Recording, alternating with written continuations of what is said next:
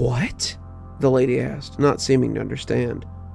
That's what they said, Tobias elaborated. It said they had been sent out by the court and that we were being audited. The lady was in motion, walking towards the front with long, haughty steps. We fell in beside her, Tobias and I was unsure of what was to come. The court had sent out an auditor. Did that mean something different to them than it did in my world? Was an auditor like a judge to the Fae? Like an executioner, maybe? Are we in trouble? I asked, trying to keep my pace with the lady and my friend. We are angry, the lady growled. An auditor. They dare send an auditor to me. I will cut them to ribbons. I will know why Titania has insulted me in such a way. Wait, Tobias said. Do you believe she is challenging you? The lady was silent for half a moment. I do not know. We shall see. We met the auditor by the front gate, Randy, cudgel in hand, already tapping his foot. I was a little unsure about fairies, something I guess I was now, sort of, but this one had to be the most normal-looking one I'd ever seen. He was tan, his hair cut short like a bristle brush, and the suit he wore was a deep forest green. The only whimsical touch he bore were his shoes. The boots were brown and green, earth tones, but the tips were decidedly pointy. He looked like the guy who does Santa's taxes. Maybe he was. Lady, he said, and it wasn't a question. I am Kale. I have been sent to undertake an audit on your domain. His voice was the equivalent of warm oatmeal, and he sounded like he could go on for hours about the topics he knew. Tobias and he were going to get along great. For what purpose have you come to hinder my work? We are preparing for the fall celebration, and our work is not yet complete. Kale was clearly used to people responding with anger, because he showed no hesitation, and it didn't slow him down in the least bit. Queen Titania has received reports of aberrations and affronts to the natural order. I have been dispatched to audit this horticultural anomaly and make my own assessment. The lady set her jaw, nodding as she turned to Randy. Randy, can you and your deputy take Kale about and show him the things he requires? Ma'am, Kale said, stepping past Randy as he stepped forward, hand extended. It is customary for the party being audited to remain with the auditor until such matters are concluded. The lady flared her nostrils, and some of that anger I had seen earlier reared its head again. I have 1,000 things to do. I do not have time to play hostess today. Randy is my champion, the captain of my guard, and he is fully capable of acting as my proxy. Randy, show him our exhibits or show him the door. I do not have time to entertain these things today. Then she walked away, and we were left to watch as the very normal-looking Faye cleared his throat indignantly and looked at Randy. Very well then, Randall, was it? Randy, he growled back, indicating that the Faye should follow him, and we proceeded into the garden. Kale, sure enough, had about 1,000 questions about everything. We took him to the candy forest first, since it was closer. The trees here were more fairy tale than spooky, pines and evergreens. I wasn't really sure what he counted as an aberration or an anomaly, and it appeared that neither was Randy. We just figured we would show him around and see what he made of it. He smirked at the candy trees, making notes before looking at Randy as if to say, "What else?" He was equally as unimpressed with the witch's cottage and the garden, but we did finally find something that caught his interest. Tobias, tending the vegetables and making notes, had broken off when we left the gate. When he saw us, he lifted an eyebrow at me when he caught sight of Kale. The two traded grips, and when Kale asked him what he did here, Tobias smirked with downright condescension.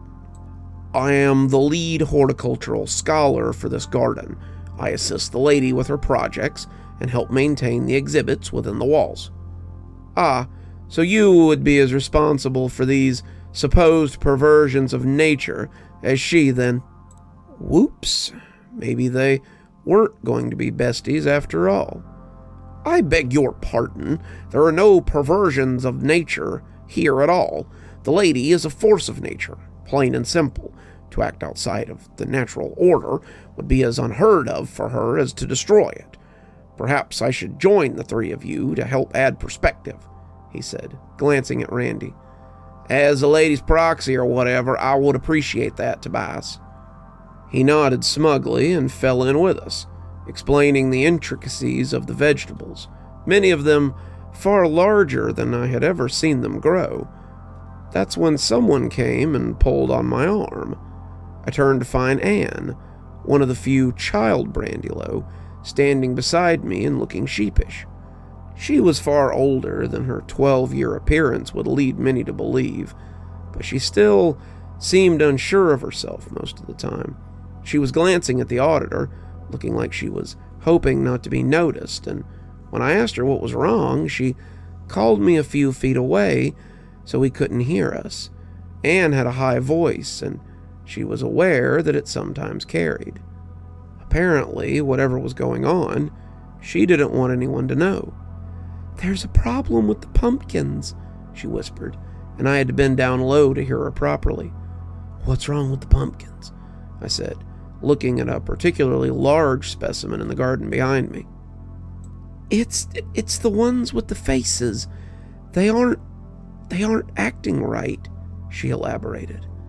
I glanced back at Randy, and he seemed to sense that something was amiss. He glanced at the auditor, engaged in a conversation with Tobias, and nodded a single time before turning back. Show me, I said, and Anne and I went swiftly to the pumpkin patch. As we came into the farm area, I could see other Brandylow coming to gawk at the pumpkin patch.